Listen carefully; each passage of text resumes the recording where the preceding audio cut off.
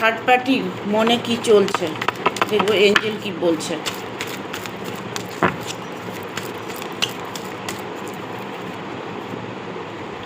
Third party তোমাকে এখন আর পাত্তা দিচ্ছে না, তোমাকে লেট গো করছে, অ্যাভয়েড করার চেষ্টা করছে, তোমার থেকে দূরে থাকার চেষ্টা করছে।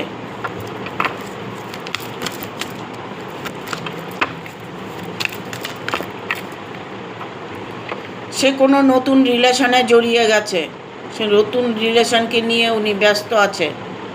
এই মুহূর্তে তোমাকে ভুলে যাওয়ার একটা সিদ্ধান্ত নিয়েছে।